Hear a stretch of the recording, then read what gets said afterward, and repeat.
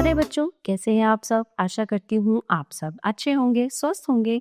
स्वागत है आपका इस कक्षा में। आइए आज हम पढ़ते हैं हिंदी का पहला पाठ, भाषा। अपने विचार बोलकर या लिखकर दूसरों तक पहुंचाना तथा दूसरों के विचारों को स्वयं समझना भाषा कहलाता है। ठीक है, जैसे हम अपने विचार दूसरों तक पहुंचाते हैं, जैसे हम बात करते हैं, अपनी बात हमने दूसरों से कही, दूसरों की बात हमने सुनी। ठीक है, तो ये जो विचारों का और बातों का जो आदान प्रदान होता है, यही भाषा होती है। भाषा, हम जो बोलते हैं या लिखते हैं वही भाषा है।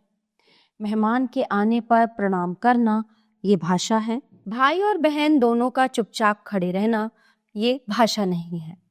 घर पर बच्चे द्वारा पुस्तक पढ़ना ये भाषा है। ठीक है, ये भी भाषा का रूप है कि बच्चे बोल रहे हैं, अभिवादन कर रहे हैं। ये दोनों बच्चे चुप खड़े हैं, ये कोई भाषा नहीं है। और ये बच्चा पढ़ रहा है ना, पढ़ने की होती है मौखिक भाषा, तो ये भी भाषा है। भाषा के रूप, ठीक है, भाषा को व्यक्त करने के दो रूप होते हैं, पहला मौखिक भाषा, दूसरा लिखित भाषा।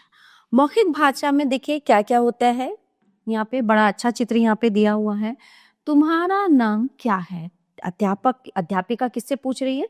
बच्चों से पूछ रही है कि तुम्हारा नाम क्या है। तो ये जो यहाँ पे विद्यार्थी बैठे हैं, सारे बच्चे बैठे हैं, तो उन्होंने एक एक करके अपना परिचय दिया। तो पहले बच्चे ने बोला मेरा नाम मानस है, दूसरे बच्चे ने बोला मेरा नाम कल्पना है, और तीसरे बच्चे ने बोला मेरा नाम रमन है। तो इस तरह इनका जो आपस में वार्तालाप हुआ, जो संवाद हुआ, वो भाषा का रूप। कौन सी भाषा का? मौखिक भाषा का रूप। आपने देखा ऊपर दिए गए चित्र में अध्यापिका बोलकर अपनी बात कह रही है और सभी बच्चे सुनकर समझ रहे हैं और उसका उत्तर दे रहे हैं। ठीक है, तो ये भाषा का मौखिक रूप है। फिर आते हैं हम लिखित भाषा पे। ठीक है, सदा सत्य बोलो। अध्यापिका शामपट ब्लैक बोर्ड, जो ब्लैक बोर्ड होता है उसको हम हिंदी में शामपट बोलते हैं। तो लिखकर बच्चों को समझा रही हैं और बच्चे पढ़कर समझ रहे हैं। अब अध्यापिका लिख रही है, इसका मतलब ये क्या है? ये लिखित भाषा है। ठीक है, और बच्चे समझ रहे हैं, ये भाषा का लिखित रूप है। तुम कैसी हो? मैं ठीक हूँ। बोलना ये है सुनना, लिखना पढ़ना। इस प्रकार बोलना, सुनना, पढ़ना और लिखना, इसके द्वारा ही हम अपनी बात दूसरों तक पहुंचाते हैं। अन्यथा हम क्या कहना चाह रहे हैं, किससे क्या बोलना चाह रहे हैं, ये किसी को समझ में नहीं आएगा। बोलकर, लिखकर, है ना, इस तरह से हम अपनी बात दूसरों तक पहुंचाते हैं।